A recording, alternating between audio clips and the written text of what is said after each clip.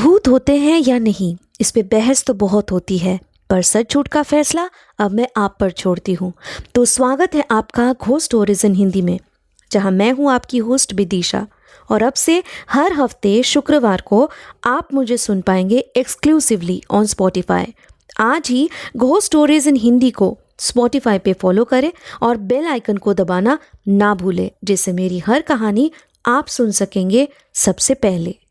तनीषा की तरफ देखते हुए उस आलीशान हवेली के मालिक ने कहा, जी यही है आपका कमरा।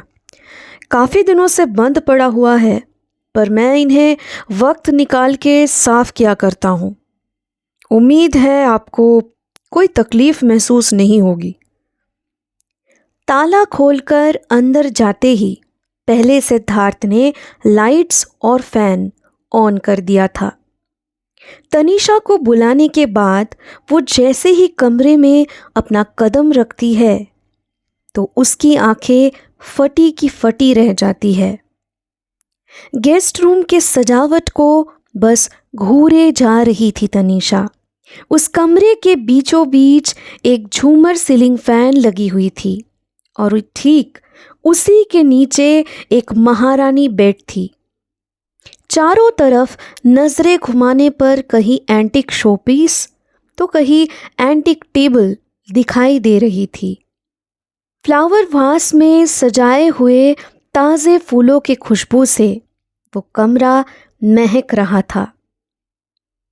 तनीषा को अलविदा कहते हुए सिद्धार्थ ने बोला, अगर आपको किसी भी चीज़ की ज़रूरत हो तो आप मुझे यहाँ जो बेल है इससे बुला लीजिएगा। अब मैं चलता हूँ, कल सुबह मुलाकात होगी।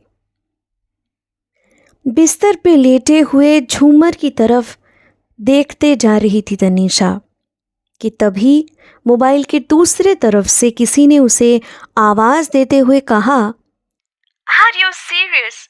मतलब तूने उनको रिक्वेस्ट की और वो मान गए? तू एक ही पीस है बॉस, इतना क्रेजी फैन बस तू ही हो सकती है। तनीषा फकर महसूस करते हुए बोली, yes I am crazy about him. मैं उनसे इतनी जल्दी अलग नहीं होना चाहती थी, मुझे उनके साथ कुछ और वक्त बिताना था। सो यही आइडिया आया दिमाग में। अब तेरी तनु कल सुबह का नाश्ता उनके साथ करके ही वापस आएगी, समझी? ओके मैडम, ठीक है। अब आप खुद ही खुशी मनाइए, मुझे तो जबरदस्त नींद आ रही। बाकी का किस्सा कल आकर सुनाना। Good night. Good night dear. Call cut करने के बाद तनीषा सिद्धार्थ के लेटेस्ट म्यूजिक एल्बम सॉन्ग्स को सुनने लगी। यूं ही उन तरानों को गुनगुनाते हुए वो खिड़की के पास आकर खड़ी हुई। उसको अचानक तभी वहां से बाहर कोई परछाई सी दिखी। थोड़ा गौर करने पर उसे पता चला कि वो सिद्धार्थ ही थे, जो शायद अपने गार्डन में टहल रहे थे। सिद्धार्थ किसी से बातें करते हुए भी नजर आ रहे थे, जबकि वहां आसपास कोई भी नहीं था। इतनी रात को गार्डन में सिट क्या कर रहे हैं? अच्छा, मे बी ब्लूटूथ से कॉल पे बात कर रहे हैं, पर गार्डन में क्यों? खैर, मुझे उससे क्या। अरे हाँ, यही तो सही मौका है। मैं इसी बहाने उनसे बात करने जाऊं तो नहीं यार, वो नाराज हो जाएंगे। एक तो मुझे रहने दिया, ऊपर से तो क्यों ना इस मौके का फायदा उठाकर मैं उनके घर को थोड़ा और एक्सप्लोर कर लूं। Yes, great idea. Tanisha dining room तक पहुंच चुकी थी, पर आगे कहाँ जाना है ये उसे खुद भी मालूम नहीं था। अंधाधुन इधर उधर झांकते हुए उसने डाइनिंग रूम को पीछे छोड़कर सीढ़ियों से ऊपर की तरफ जाना ही ठीक समझा। सीढ़ियाँ जहाँ जाकर ख़त्म हुई, वहाँ से उस हवेली का नज़ारा कुछ अलग ही था। काफ़ी कम रोशनी थी उस पूरे जगह पे। दीवारों पे कुछ अजीबोगरीब तस्वीरों की ऑयल पेंटिंग बनी हुई थी। मोबाइल के टॉर्च से जितना देख पाई तनीषा, उससे वो थोड़ी हैरान हो गई थी। उन तस्वीरों में बस लाल रंग का इस्तेमाल किया गया था। हर तस्वीर के नीचे एक कोने पे सिड लिखा हुआ था, जिसका मतलब यही निकल आता है कि वो तमाम ऑयल पेंटिंग्स सिद्धार्थ ने खुद अपने हाथों से पेंट किया है। एक आदमी इतना मल्टी टैलेंटेड कैसे हो सकता है? कमाल की बात है। ना कोई घरवाले, ना कोई मेड, ना ड्राइवर, ना मैनेजर, अकेले सारा काम खुद करते हैं और ऊपर से इतना सारा हॉबीज भी पूरा कर लेते हैं। आदमी है या कोई जादूगर? इतना कहते हुए आगे बढ़े जा रही थी तनीषा। कुछ मूर्तियों पे आकर उसकी नजरें टिक जाती है।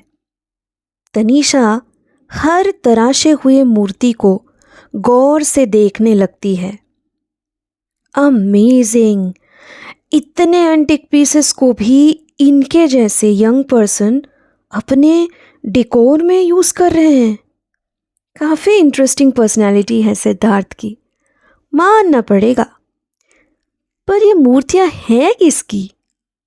सेम किसी आइडल की लग रही। हर मूर्ति के सर पे मुकुट, शक्ल की जगह ये भयानक दानव जैसे आंखें और राक्षसों जैसे नोकीले दांत, गले में स्कल से बना हुआ माला। What the!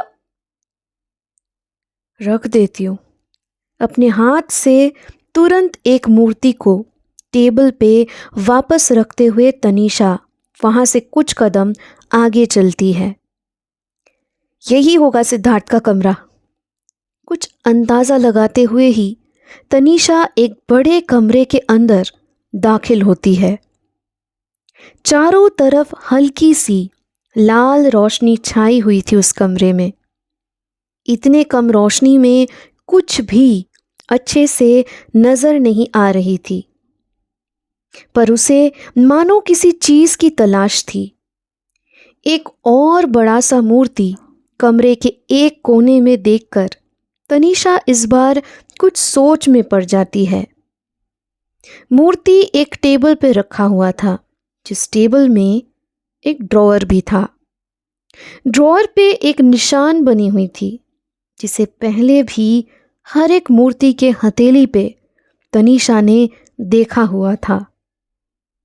मन में अनगिनत सवाल लिए उसने एक झटके में उस ड्रॉअर को खोल दिया। उसके अंदर झांकते हुए तनीषा ने कहा, ये क्या है? Rolled paper? वो भी गोल्डन रिबन से बंधा हुआ। चिट्ठी जैसा है कुछ, पर इस लेटर में से इतनी सड़ी हुई बदबू क्यों आ रही है? अरे ये तो लाल स्याही से लिखा हुआ है, बिल्कुल उस ऑयल पेंटिंग के जैसे। कौन सी भाषा है ये? यक! इसी में से स्मेल आ रही है। छी! अपने कमरे का लाइट ऑन है, ये देख सिद्धार्थ बगीचे से लौट रहा था। आज वो कुछ खोया खोया सा महसूस कर रहा है। बचपन के दिनों की बड़ी याद आ रही थी उसे। क्या क्या सपने सजाकर रखे थे माँ ने उसके लिए। उन सारे आधे अधूरे सपनों को आज लगभग पूरा कर चुका था सिद्धार्थ। पर फिर भी उसकी चाहत है कि कभी खत्म होने का नाम ही नहीं लेती है। ये सब क्या है सिद्धार्थ जी? इसमें क्या लिखा हुआ है?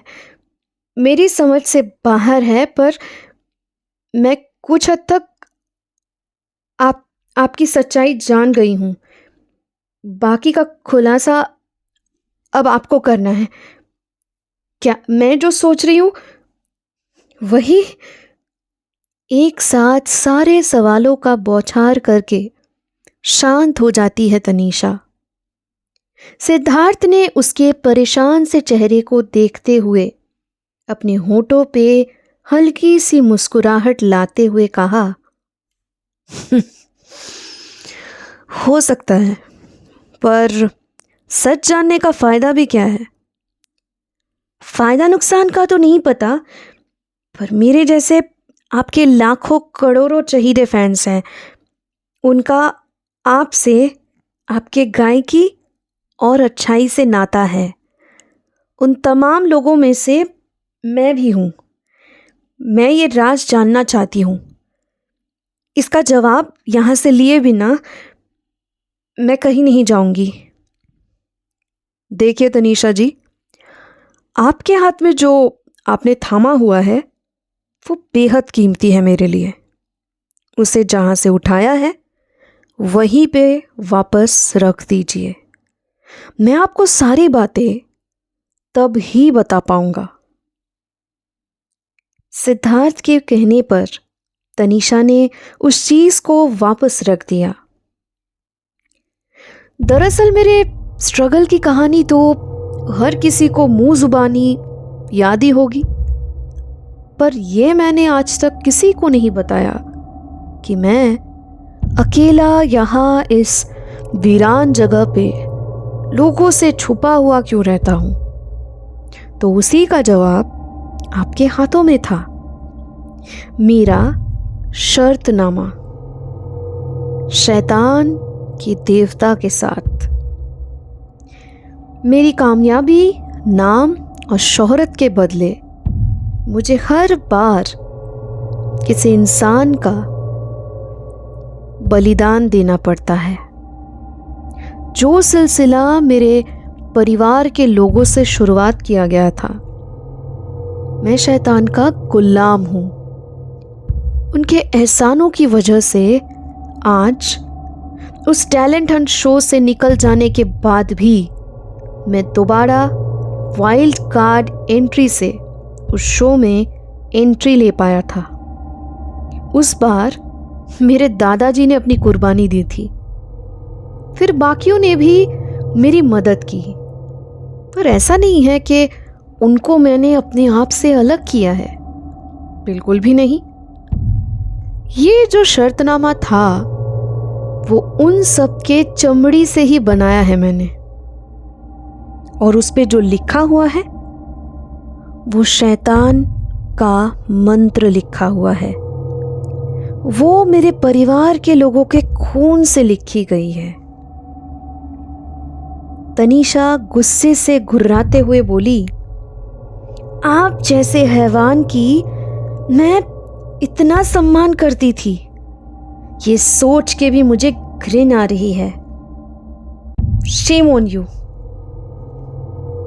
अपने परिवार को खत्म करके आपने जो पाप किया है उसके लिए भगवान आपको कभी माफ नहीं करेगा। यहां उसका नाम लेना भी मना है। चुप रहिए आप। मैं अभी और इसी वक्त यहां से जा रही हूं। आपको दिमाग के डॉक्टर की जरूरत है। यू आर सिक, समझे आप? आपको क्या लगता है आप यहां से जा पाएंगी? क्या मतलब? मतलब ये कि इस शैतान के मंदिर में जो एक बार प्रवेश करता है उसका यहीं पे अंत होता है। इसीलिए तो मैं यहाँ किसी को नहीं आने देता, बिल्कुल अकेला रहता हूँ। पर आपकी किस्मत खुद आपको यहाँ लेकर आई है। वो देखिए, मेरे मालिक आपको खुद लेने आए हैं। तनीषा सिद्धार्थ के दिखाए हुए मूर्ति की तरफ देखते ही उसके मुंह से खौफनाक चीख निकल आती है। वो मूर्ति अब मूर्ति नहीं रही थी, बल्कि वो हाथ में एक उल्हाड़ लिए तनीषा की ओर बढ़े जा रही थी। घोस्ट स्टोरीज इन हिंदी को स्पॉटिफाई पे फॉलो करते वक्त बेल आइकन को दबाना ना भूलें। जिससे मेरी हर कहानी आप सुन सकेंगे सबसे पहले। अब से हफ्ते के हर शुक्रवार को मैं आपके लिए लाऊंगी ऐसी कहानियाँ जो आपके डर की परिभाषा को बदल के रख देगी।